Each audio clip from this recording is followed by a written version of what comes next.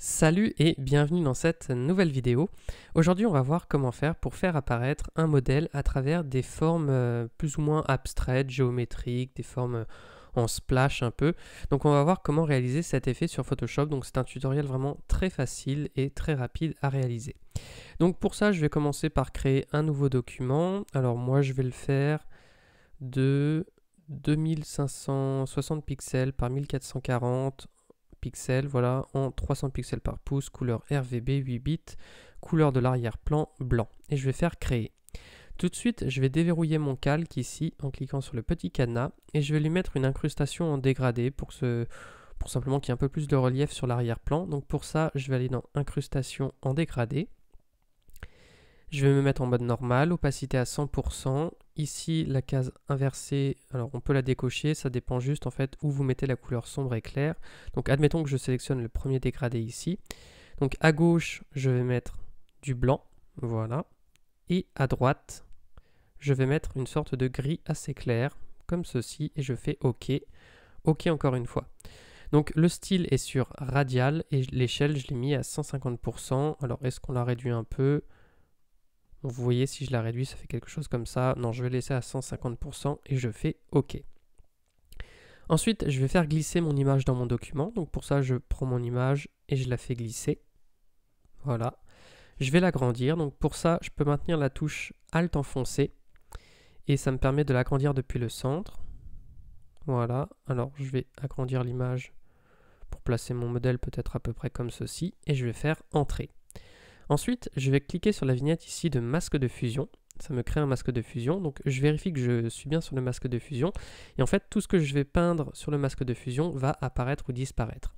Donc, tout ce qui est en blanc sur un masque de fusion, ça apparaît. Et tout ce qui est en noir, ça disparaît. Donc, ce que je vais faire, c'est que je vais faire le raccourci clavier Commande-I ou Ctrl-I sur PC. Et quand je fais Commande-I ou Ctrl-I, ça me remplace mon masque de fusion avec que du noir. Donc, c'est comme si, en fait, quand j'étais sur du blanc, je prenais mon pinceau, je prenais un brush, par exemple celui-ci, je me mettais en noir. Vous voyez, quand je peins en noir dessus, eh ben, ça disparaît. Et donc finalement, c'est comme si je le remplissais de noir. Donc le but, c'est que mon masque soit rempli de noir. Et une fois que j'ai ça, je vais prendre des brushes et je vais peindre dessus pour faire réapparaître mon modèle. Alors, je vous ai mis deux packs de brushes que vous pouvez télécharger dans la description. Donc ensuite pour les installer c'est très simple. Donc vous avez un fichier en .abr, vous double-cliquez dessus et alors je vais faire pareil pour l'autre puisqu'il y en a deux et je prends le deuxième et c'est pareil, je double-clique dessus et ensuite vous allez voir que si je vais prendre mon outil pinceau, que je vais ici, eh bien ils apparaissent tout en bas, Gravity Brush et Paint Splash Brush.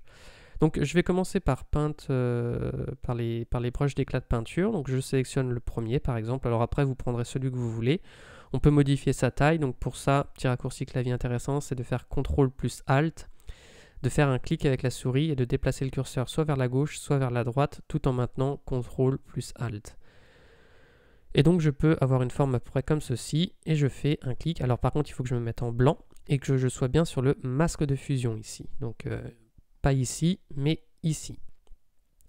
Et je clique comme ceci. Alors là, je vais cliquer plusieurs fois sans déplacer mon brush parce qu'il n'a pas une opacité de 100%. Donc je vérifie comme que j'ai une opacité de 100%, un flux de 100%, mais c'est mon brush qui est naturellement, qui laisse apparaître un peu de transparence. Donc moi, je veux une transparence, je veux pas de transparence, donc je clique plusieurs fois et je vais en prendre un deuxième également pour faire par exemple quelque chose comme ça. Et pareil, je clique plusieurs fois sans déplacer mon brush.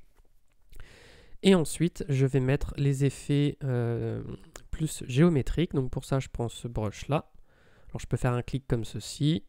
Après, je peux faire varier la taille. Donc toujours avec le même raccourci clavier. Alt-clic, CTRL plus Alt plus clic. Et je fais des formes comme celle-ci. Et je fais varier les brushes. Voilà, pour obtenir quelque chose comme ça. Donc après, moi j'ai pris ces brushes là, mais vous pouvez tout à fait tester des choses avec d'autres types de brushes pour voir ce que ça peut tout simplement vous donner. Voilà, et je vais terminer avec quelque chose comme ça.